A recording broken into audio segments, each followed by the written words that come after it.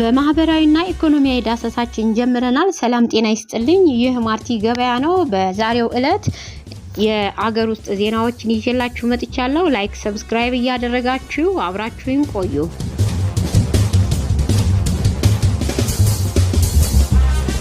ለተቀጣሪ ሰራተኞች የላይኛው ጣሪያ ተብሎ የሚከፈለው 10900 ብር ደሞዝ አሁን ባለው የኑሮ ሁኔታ የዝቅተኛው ሰራተኛ መነሻ ክፍያ መሆን ነበረበት ተባለ። ግብራቸውን በአግባቡ የማይከፍሉ ብዙ በመሆናቸውና የግብር አሰባሰቡም ዝቅተኛ በመሆኑ መንግስት በሚፈለገው ልክ በሰራተኛ የገቢ ግብር ላይ ማሻሻያ ለማድረግ ይቸገራል ተብሏል።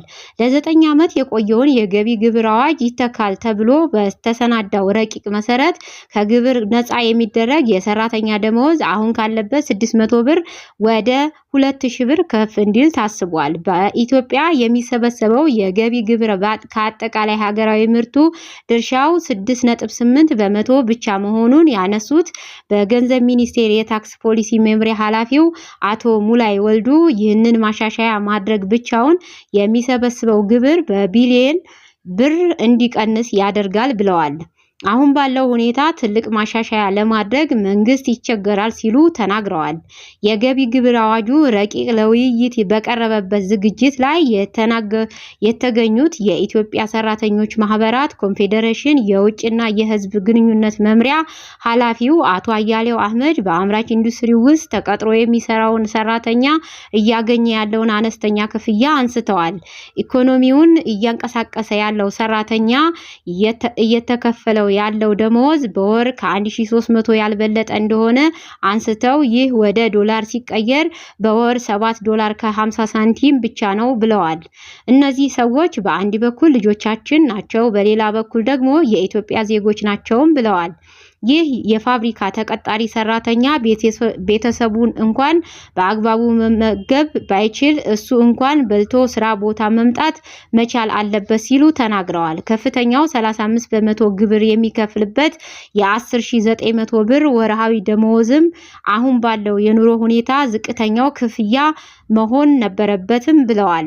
ይህ ደመወዝ ተጨማሪ 7 በመቶ ግብር ሲቆረጥ የሚቀረው 48 በመቶ ገንዘብ ብቻ መሆኑን ቢያንስ እነዚህ ወጪዎች ታስበው ለሰራተኛው ቢመለስለት ሲሉ ጠይቀዋል። ይህ ለተቀጣሪው ሰራተኛ ደህንነቱን የሚያጣድፍ እና የሚያከፋ ሆኖበታል ሲሉ ተናግረዋል። ከዚህ ባለፈም የውሎ አበልና የስራ ማበረታቻ ሽልማት እንዲሁም አመታዊ ጉርሻ ሳይቀር ታክስ እንዲከፈልበት መሆኑም ተገቢ አለመሆኑን አንስተዋል። የሚሻሻለው አዋጅም ይህንን ሁሉ ታሳቢ ያደረገ መሆን አለበት ብለዋል። ፍትህ ሚኒስቴር እንዳለው በመስሪያ ቤቶች ላይ ተደጋጋሚ የፋይናንስ አስተዳደር ጥሰቶች እየታዩ ሲሆን ከግዢ ጋር የተያያዙ ችግሮችም አልተፈቱም።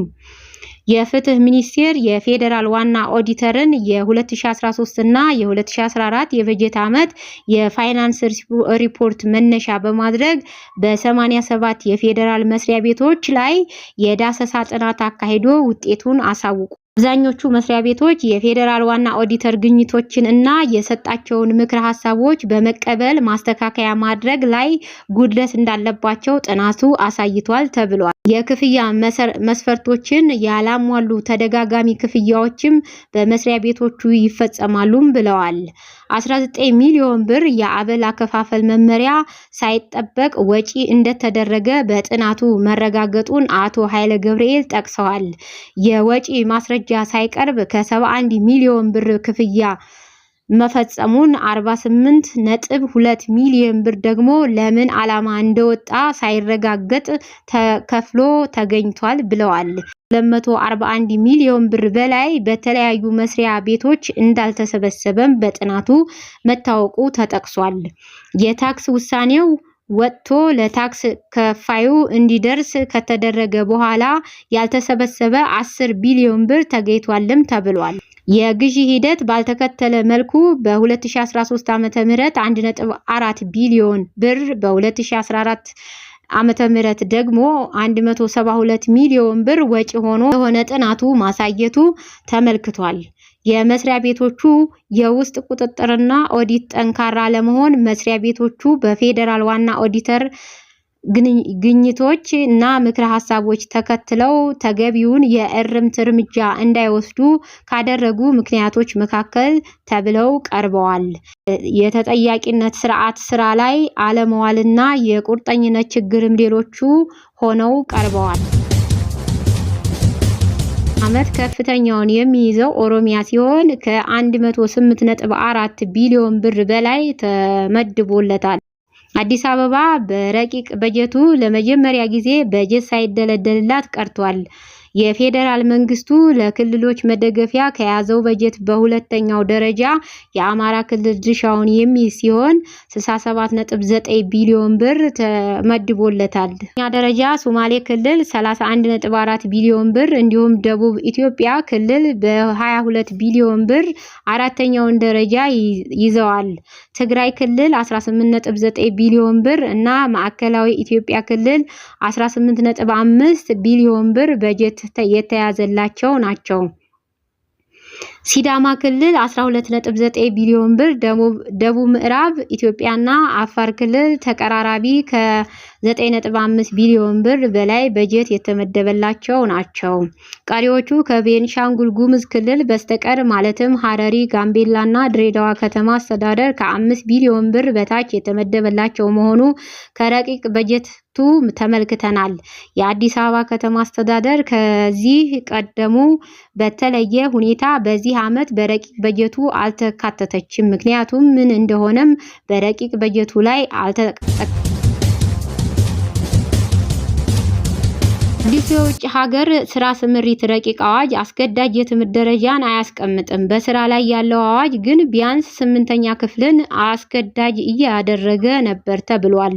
በትናንትናው ዕለት ፓርላማው ለሰው ሀብት ልማት የስራ ስምሪት እና ቴክኖሎጂ ጉዳዮች ቋሚ ኮሚቴ የመራው ረቂቅ አዋጅ በባህርተኞች እና በቤት ሰራተኞች ላይ ነው ትኩረት ያደረገው የሚል ትችት ከምክር ቤቱ አባላት የቀረበበት ሲሆን ከመጽደቁ በፊት በሌሎች የትምህርት መስኮች የተማሩ ኢትዮጵያውያንን እንዲካተት ተጠይቋል።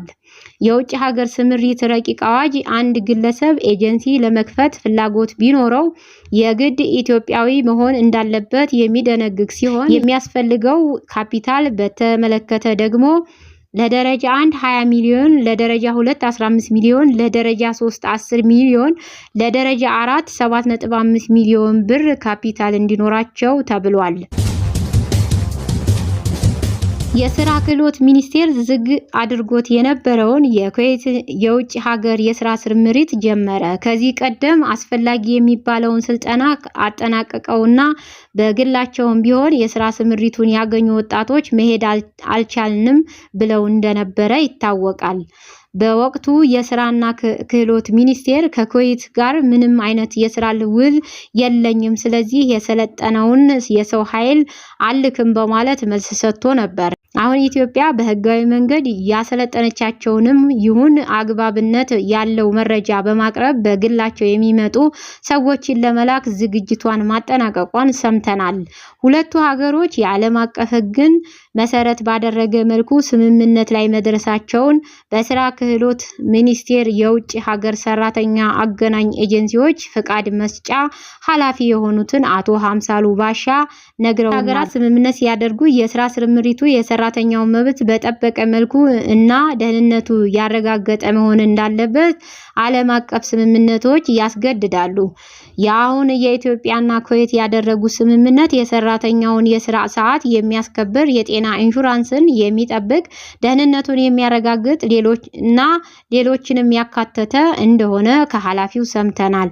በግላቸው ወደ ኩዌት ስራ ያገኙ ወጣቶች አስፈላጊውን ማሟላታቸው ታይቶ እና ህጋዊ መሆናቸው ተረጋግጦ የስራና ክህሎት ሚኒስቴር ፍቃድ እንደሚያገኙ ነግረውናል። ለዛሬ ይዣቸው የመጣሁት በማርቲ ገበያ የቢዝነስ ሰዓታችን ይህን ይመስላል። የቢዝነስ ዜናችን በዚሁ ተጠናቋል። እንደተለመደው ላይክ፣ ሰብስክራይብ፣ ሼር እያደረጋችሁ አብራችሁኝ የነበራችሁ ሁሉ ሰላም ሆኑልኝ።